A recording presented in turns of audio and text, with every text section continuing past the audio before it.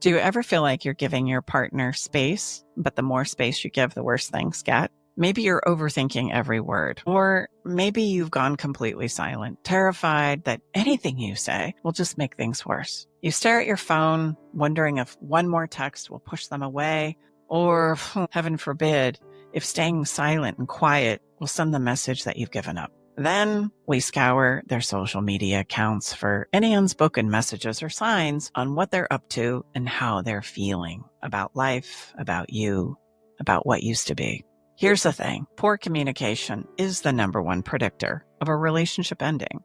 And during space and separation, those breakdowns become even more painful because you're not just avoiding conflict, you're avoiding conversations with each other. Most couples don't realize that they've fallen into one of three emotional survival patterns that quietly sabotage reconnection, even when they're trying to do everything right. This is Love Shack Live, the show for anyone standing at a relationship crossroads. If your days are filled with second guessing, growing distance, or the quiet ache of what the hell happened to us, you're in the right place. I'm Stacey Bartley, relationship mentor and a guide for people who are tired of guessing and ready to understand what's actually going on beneath the surface. And I'm joined as always by my co-host and lover Tom and our daughter Brooke. In today's episode, we're diving into the three communication patterns we see over and over again with humans attempting to communicate with each other. And knowing yours might be the difference maker that you've been waiting for. So what's your pattern? And more importantly, what can you do about it?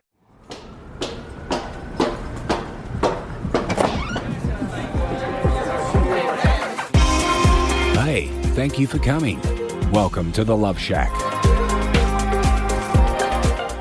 Let's talk is how it all begins, and then most people fall into emotional survival modes. These show up as patterns in how we communicate. There are actually three communication patterns that show up again and again. If you don't know which one is yours, you're probably making things more difficult than it needs to be. Let's talk about what they are and what you do instead. Let's start with a simple equation. Why is it that space plus emotion equals a communication minefield? That's our topic of conversation today. Because emotional survival mode is something that you need to be aware of. How are you coping? What's the pattern? We're going to step into control collapse. We're going to step into the three patterns that we see again and again and again to help our listener right here, right now, understand that survival mode, fight, flight, or freeze doesn't just show up in our bodies. It shows up in our words or sometimes the lack of them. If you want connection, but you don't want to push, you want to say something, but you also want to be kind and respectful. You want clarity and understanding, but you don't want to rock the boat. So you either attempt to control or collapse or cycle between the two. These aren't personality flaws. They're actually emotional default survival patterns that affect our communication. So let's talk about each one. I bet each of us too can help our listener see our own patterns in these places and spaces. And then you'll be able to identify with us what yours is too, and probably your partner's as well.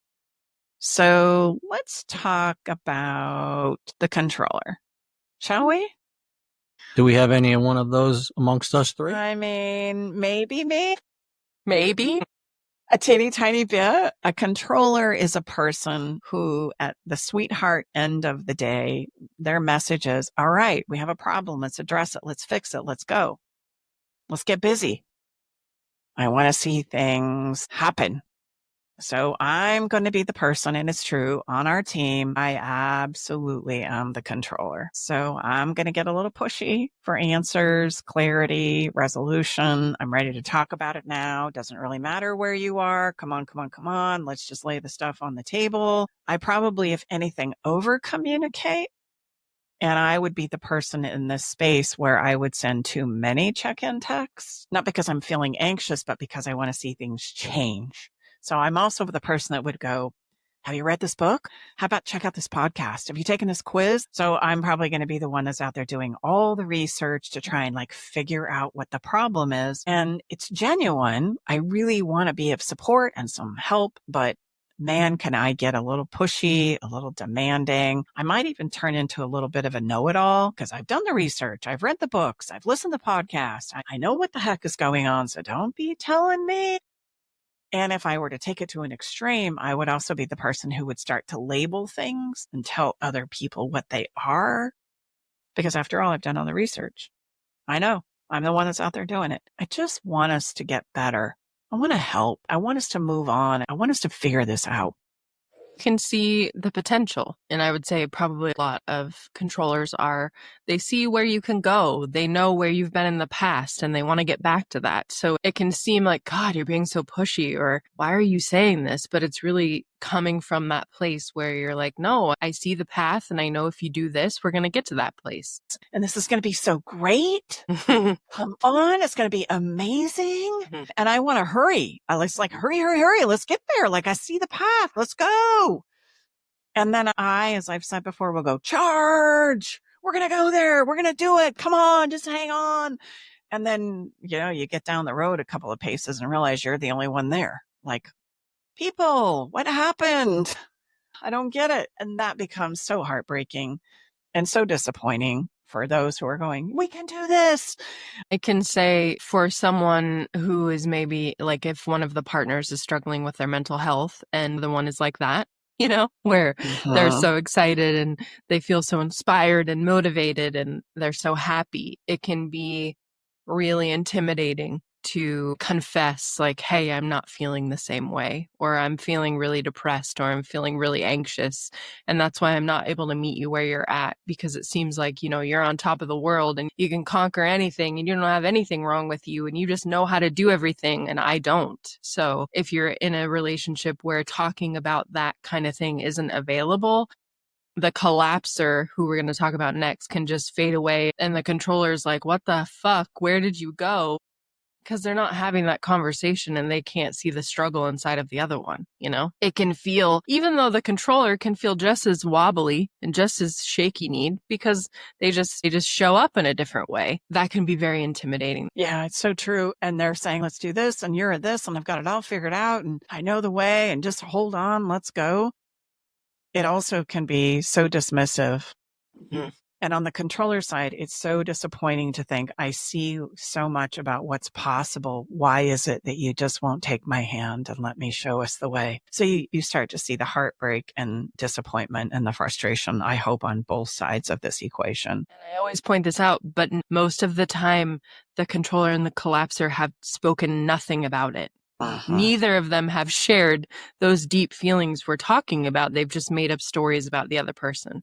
That's so true. The controller is going to say, I just need to explain and say one more thing to get you to get it. I'm just sure if I change the way I'm presenting this information, it's going to finally click for you and you're going to see the light and you're going to feel so much better, without realizing, no, actually the nuanced place is I just need to understand what you're feeling and what you're experiencing. And that's really hard for a controller to kind of like set down all the tools and information and research and possibility and potential that they see to go, maybe I don't have it all figured out. Maybe I just need to listen to you where you are. And I just really want to point out that as we go through these three places, there is one that is not superior or inferior to the other, because we can think we are so superior in my knowledge, in my ability to take action, and my ability to make things happen. It can be so frustrating from this controller viewpoint that if you would just take my hand, I've got it all figured out and it will be so seamless. I am superior. I do know the way. And that can get us in a lot of trouble, because I'm going to say this again.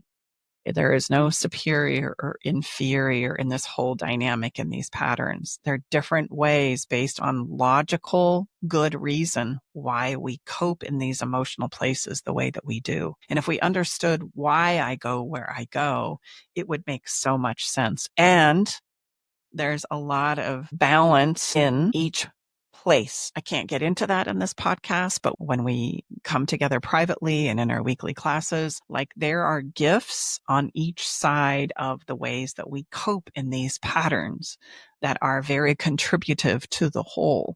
In my particular case as a controller, I'll ensure that movement continues to be part of the process. But sometimes moving too fast is a problem. Sometimes in my effort to get to the next step very fast, I'm missing a lot of things that need to be looked at and understood and talked about that would be a contribution from somebody who is more of a collapser type of a pattern person. Does that make sense? If I'm just going to go charge, I know the way, follow me, I'm going to turn around and there's not going to be anybody behind me because I'm missing a lot of parts and pieces. I'm thinking about step Z, and I know we can get there, and I'm totally dialed in and focused on step Z. But what I'm overlooking is like steps A, B, C, D, E, F, G, H, I, J, K, L, M, N, O, P. Yeah, I think it's the perfect description of balance, right? It's wonderful, but remember, we have to allow passions for others to step in and share that as well. Passion is very tricky because we think our passion is the best passion and it applies to everybody, and it's not how it works. So that's why it's a very slippery slope for all of us. It really is. And just want to say one thing. My Uncle Woody always says, what hurts the most can't be seen. And that couldn't be more true in this conversation, because when you're anxious or depressed, it's very hard for you to do the things that your partner probably thinks are simple, like just even maybe putting your socks in the hamper. Very well said. So all of that pain and turmoil and self beat up that you're just, you are thinking that about yourself. The one that's mentally ill is thinking, oh, I'm a piece of shit because I can't even put my socks in the hamper. But your partner doesn't know any of the turmoil that's happening inside of you unless you verbally share it. And a lot of times we don't. So then both people are making up that shitty story about each other, and they both become the villains in each other's stories. It's so frustrating that we let all of this stuff go unsaid in our partnerships because it creates so many walls between us that we then have to do so much work to take down, and we don't even have the skills to do it. But this controller collapser dynamic is so important to understand, because the thing that you think is annoying in your partner is really just because you don't understand where they're coming from. And if we are more of, so a controller, just so we're clear, deals with emotional challenge. Like when my emotional back is pressed against the wall, I'm going to get busy. That's how Fixing I'm going to it. poke it. Yeah. I'm going to approach it from fixing it. So I'm going to be the person who's researching solutions late into the night, trying to find the right thing to say or the right thing to do or the thing I need to do in order to keep us in motion. And that's just what served me. That's what I relate to. That's what I do when I feel emotionally pressed upon. And to be fair, I think societally and the general narrative out there is that's viewed more positively even when we're struggling. Yeah. But what we're trying to let you know is, look, there's no superior or inferior position here. We're just simply helping you understand and identify. Here's what we've seen, because we've worked with a lot of people that have been going through this place. So it gives you a baseline of understanding of where you're at and where your partner's at. I was probably raised where I needed to figure things out on my own. I had to be exceptionally independent. No question.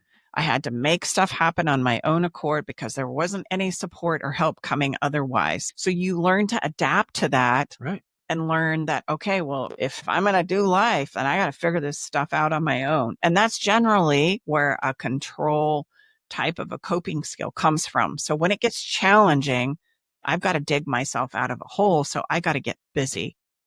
So let's step into the collapser conversation, because a collapser had the same emotional experiences, but to speak up or to say something in my family where I grew up might have been like curtains. What I learned to do when I was struggling emotionally and my back was pressed against the wall is to fly under the radar. Nobody really knew what I was thinking and feeling, and nobody really knew what I was up to because I did poke my head above the radar, so to speak. Well, for me, I'm a collapser. And the reason why I became one, I feel like I'm becoming a bit more of a controller. It was because there was a bit of Jekyll and Hyde in my house growing up, where I didn't know which way my mom was going to be showing up emotionally. So I learned that if I kind of was just very behind the scenes and kind of low profile, didn't have a lot of needs, didn't have a lot of requests, then that was better, and it kept the peace and everything was good. Now I realize how much that doesn't serve me in adulthood, because when there was conflict between me and Jack, I would initially leave. I would just walk away, and we all know that doesn't really do anything to solve your issues, but it kept the peace for a minute. That's another reason why people become collapsers, is not necessarily because if they do say something, they'll get their head torn off, but maybe they've realized that if they say nothing, it keeps the conflict out of their house. If you just kind of fade into the background, things seem to be okay. Yeah. Well, I mean, the sweetheart message of a collapser is, can't we just all get along? Do we have to make this a big deal? Let's not turn this into some drama. Okay. Let's just all calm down and slow down and think about what it is we're doing. Mhm. Like, that's the beautiful message of a collapser. A controller wants to fix things, right? They want solutions. They want answers. They want to work it out. A collapser, they're just like, come on, let's just have a nice evening in and, get along and, chill out. And how I arrive at doing those things is when my emotional back gets pressed against the wall, I'm going to shut down. I'm going to de-escalate instead of ramp up in activity. And I want you to see it's the difference between going up in our emotional experience, like revving up, or shutting down, going quiet, going within. As human beings, we do these things every day, but we do have a favorite that we reach for commonly as a pattern. And so I'm going to amp up, and Brooke's going to close down. She's going to slow down and go, come on, let's not turn this into something. The beautiful thing about a collapser is in that shutting down, they really do just want harmony. And we love that, especially if I'm a controller and I'm going to fall in love with somebody who's a collapser, because then we have a better chance at creating balance. We keep motion going, but we also don't get stuck in not getting anywhere. You're saying I'm a collapser? Yeah. Where do you think I learned my collapsing from? Of course you're a collapser. You had to create harmony, honey. No, there's times when I can display either one of them, But I definitely think you are more because that was what you did when I was in our younger years. You didn't want to make waves, so you just kind of pretended like you had zero needs. I look calm on the top, and my freaking them legs were going like 800 miles an hour below the water. Yeah. So that's what a collapser does. Emotionally, they shut down. They avoid conflict, communication altogether. Fears conflict or making things worse. They often think that, what's the point? Nothing I say or do seems to help, which is the defeatist part of it. I try and love and give and serve and be kind and be calm, and nothing seems to work. So maybe you're someone who goes silent, not because you don't care, but because you're afraid one more conversation will end things or break you up. And when you really think about it, collapsers carry a lot of emotional weight and overwhelm in the relationship. There's so many things that they wish they would have the opportunity to say or share or do, but they carry it because they actually do care so much. And I think sometimes that's a surprising reality of controllers that are going, come on, just tell me how you feel. Let's work this out. What's the deal? We can fix this. And they're like, I'm just going to carry this because I'm afraid if I say what I really want to say, that it's going to impact us so greatly that it's going to hurt you. It's going to hurt your feelings. It's going to devastate us. There's not going to be any recovery, And so they hold often because they don't know how to say what they need to say with some skill and in a way that it can genuinely be seen as a contribution and not an attack. And so I'll hold it. They usually carry a lot of experiences or memory from things being done in a place where when somebody finally said what they really needed to say, it blew things sky high. So I'll sit on it because I love and care about you. And sometimes the longer I sit on it is the more I love and care about you, right? So it's not superior, inferior. I think we said that probably 3 or 4 times now, but I just really want to impress upon, you would think that the controller is like where it's at. We make shit happen. Yes. And there's an expense there where I'm dismissing and dismantling and essentially moving so fast. I'm not slowing down long enough to have the conversations that I need to have, nor am I doing a very good job of making it safe to have those conversations that are being missed along the way because I'm so focused on Z. I'm forgetting or negating conversations of helping people come along with me. Stay with us. We'll be right back. Hey there, Love Shack Live family. It's Brooke. If you're listening right now, chances are you're navigating one of the hardest moments in your relationship. Maybe your partner has asked for space and you're left wondering, what do I do? What's next? I want you to know you're not alone. This is such a tough and scary place to be, and it's okay to feel unsure or even overwhelmed. That's exactly why we created the Love in Limbo 30-Day Roadmap. This isn't just another program. It's a sacred, supportive experience designed for those moments when everything feels uncertain. Whether you're trying to make sense of your partner's need for space, navigating your own emotions, or just searching for clarity about what's next, this roadmap is here to guide you. And here's some good news. Our next round begins on January 5th, 2025. To make it even more special for you, our amazing podcast listeners, we're offering an exclusive 15% discount off of all of our programs. Just use code LOVESHACK15 at checkout. This is our way of saying we see you, we value you, and we're here to support you. So don't wait. Head to loveinlimboroadmap.com, use your code, and take that first step towards finding peace, clarity, and connection, whether it's within yourself or your relationship. You're not alone in this journey. We're here to walk it with you every step of the way. Let's do this together. Yeah, I was going to say, it doesn't usually evoke a really welcoming energy, especially if you're on the collapse side of this process, if you will. It's like a freight train coming in or a bulldozer, We'll maybe bring that up at a later time, because what I'm feeling now, there's no room for it. So it's almost an overwhelming energy, and so you think, I'm good. I'll just stuff it down a little bit and we'll keep on going. Which just comes out then later. These cycles are cyclic. So the more I stuff it, the more I'm setting myself up to hit a tripwire at some point in time where it's going to all come out, where a collapser will go to the closet and pull out their bed of truth. Man, when that happens, sit down. It's going to be a minute. And they got a lot to say.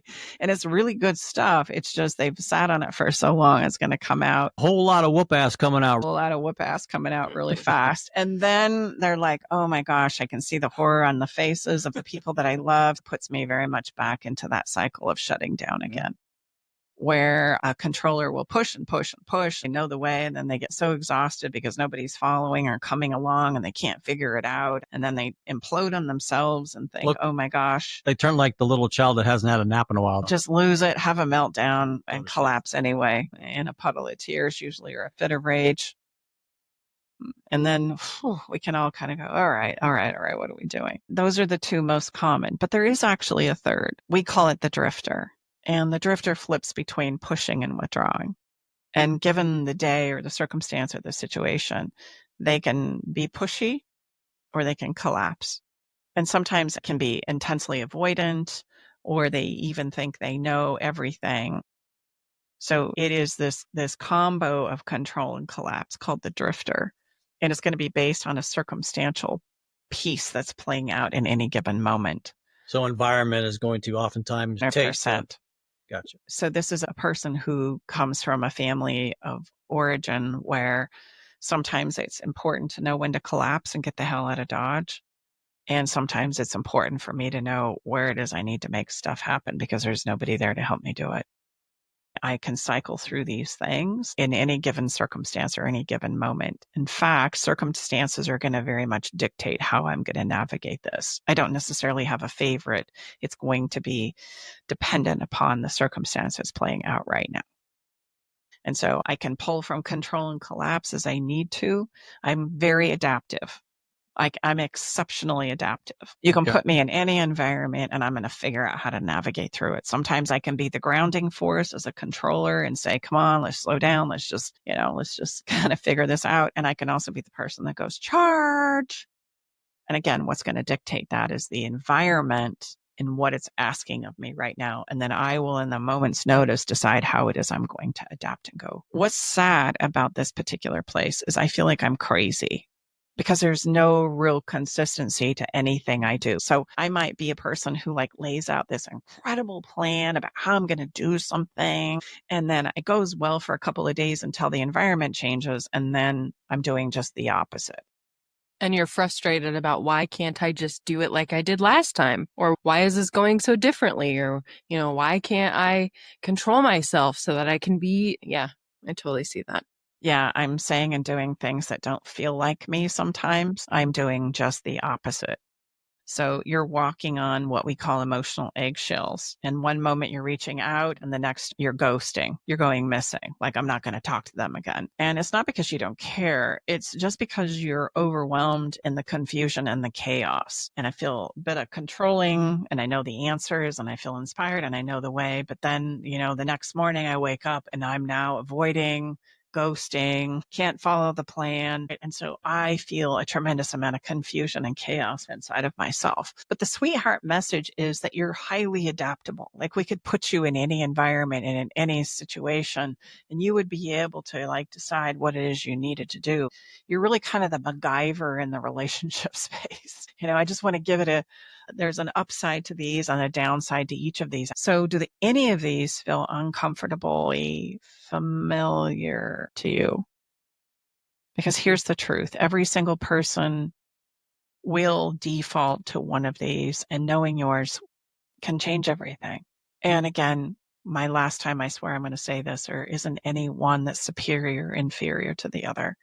Like, we learn these things from a place of being brilliant. We've had to learn how to emotionally adapt and live through environments, places, and spaces where we didn't have any control over the environment itself. We just had to learn how to cope in it. We came up with some creative strategies to help us get from point A to point B. Whatever you chose in these patterns, I'm going to say bravo. It's brought you to this moment where we're having this conversation and we can look at these things head on, square on. And that's a beautiful thing. If it's not serving you right now and it's creating challenges for you right now, okay, that's great. But the easier time I'm going to have in seeing those things is if I don't judge and criticize myself for the pattern that I might be in. Then I can bring it in and as an ally, and I can understand and see it for what it is. And I, being the human being that I am, can create something different with different skills and principles and understandings. I can take this and give it an upgrade. I don't have to be stuck in this one pattern of survival.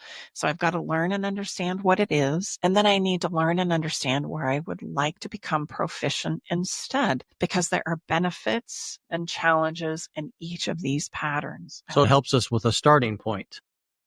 But yeah, I've got to start where I am, right? What am I currently doing? And if I look at that, then I can learn from that. And then it's going to show me where it is I need to go next. So this is, for those of the listeners, just help me understand, and the listener, because if you've listened to us for any period of time, well, maybe it's Stacey, I know you're not really a label person. So how is this different, these three different patterns, different than, say, all the different labels we hear out there? Is that fair enough question? Yeah. What we're labeling here is a way of behavior. And the reason why I'm not a label fan is because when we label something, we think that's all we are. So I'm suggesting to you that if I can see the pattern of what I am currently doing, I can change that pattern of what I'm currently doing much easier. It's not a place you arrive or a thing that you are. You're way more dynamic than that. But if I can assess where I am living right now, then it's going to help me see and understand what it is I would like to get better at so that I can work on that, because I'm not a stagnant thing as a human being. So for example, you guys tell me I am a controller. Like, that is my go-to. We are going to get shit handled and we're going to do it right now. And I love reading. I love researching. I love science. Brooke and I are going to get a lot of love now, aren't we, Brooke?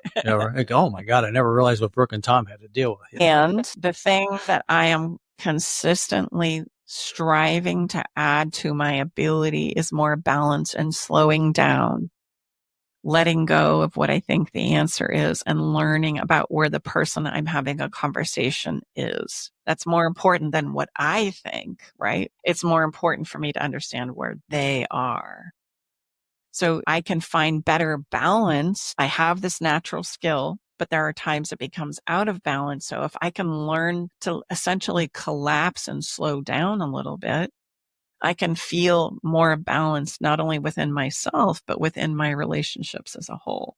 Whereas my husband, Tom, He shuts down, and then we've got to say, it's okay. You're safe. Tell me, let's go. Let's do something. Let's figure this out. Let's make some changes happening. And he's finding more balance in that. But when we understand these patterns, I want you to see how it empowers Tom and I to work together much more effectively. Right? And it gives you a window into each other, that you didn't have before if you wouldn't have come at it from this angle. You would just be like, why can't you see it like I see it?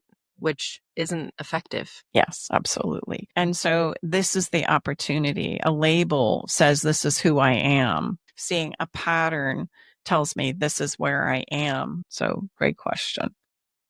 This is an opportunity for you to see your patterns and to understand where you currently are. It's kind of like finding your place on the map. Well, there I am. Now, where do I want to go from here? Let me just understand it. And then I can make some choices and decisions that will really serve me with clarity and conviction and understanding.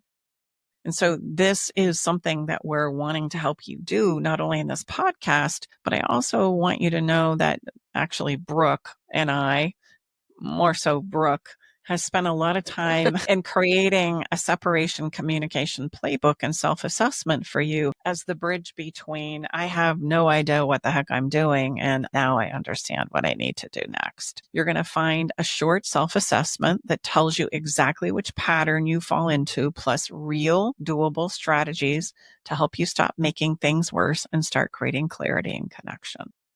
So I'm going to invite you to take advantage of this playbook at a ridiculous price. Like, we could charge a lot of money for this, but that's not what we're about here, right? We've seen so many people try to do space the right way, but completely miss how their emotional survival patterns are hijacking the conversation. This is why we've created this playbook. It's not just about what to say. It's about how you're showing up and saying it. And you can get it for $9. What? Yeah, $9. I know it's ridiculous, but that's how we want to empower you. Like, come on, spend the $9, figure this out. And when you do get the space and separation communication playbook plus the assessment for $9, by the way, you can just click the link in this episode description. You're going to absolutely be able to see your pattern, and it's going to help you understand maybe some next best steps that you can take in order to start to create more balance or to understand your partner in new and profound ways. Okay? Say it's going to help connect the dots, as we like to say. So don't miss it. $9. Not going to be a smart aleck, but I know you can afford it because I see you in the coffee line every day.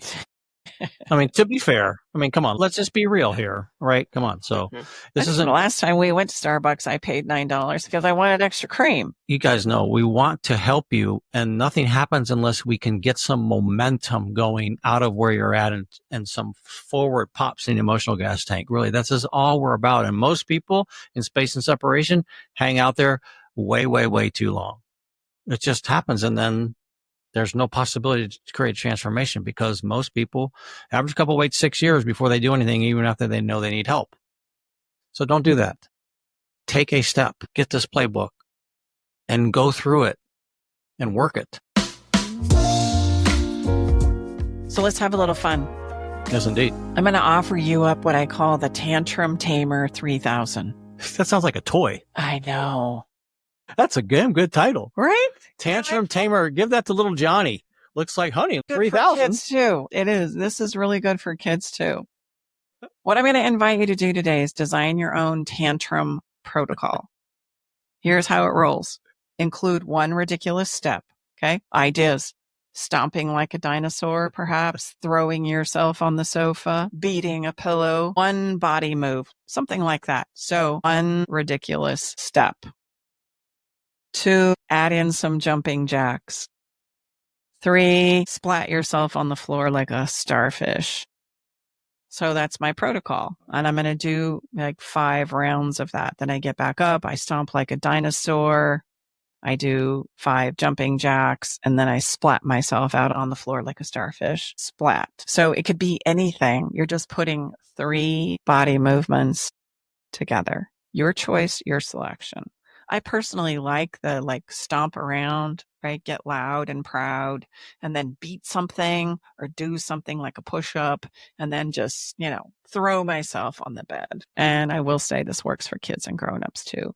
So when you've just had enough, the Tantrum Tamer 3000 can really help you. In fact, while you're doing it, film yourself and then tag us and show us. I would love to see you do the Tantrum Tamer 3000, babe. I think that'd be really fun. We'll post it on our socials. What a great idea. The Tantrum Tamer 3000. Love it.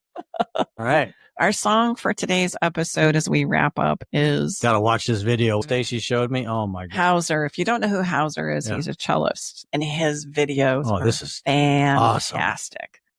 He has a song called Desert Rose. And when we're in this place of space and separation, we feel like we're in the desert, don't we?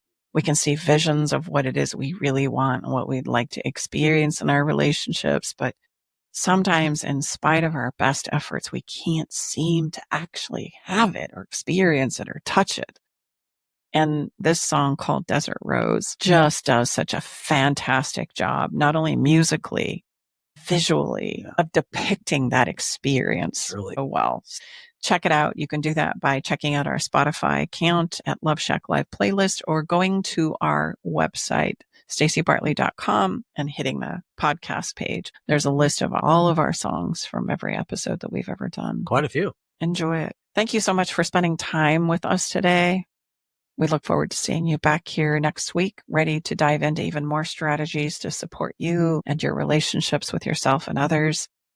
Thank you for spending some time with us. And if by chance you have any questions or thoughts or shares, like the version of the Tantrum Tamer 3000, don't hesitate to reach out to us. We love to hear from our listeners. Have a wonderful week. Take care. We'll see you soon. All right, it's time to leave the Love Shack. But before we part ways, we want you to know our door is always open and we'll leave the porch light on, ready to welcome you back whenever you need a dose of relationship wisdom. For more resources and tools, visit us at loveshacklive.com to dive deeper into the topics we've explored and find additional support for your relationship journey. Stay connected by subscribing to our podcast. Thank you for being part of our Love Shack Live community.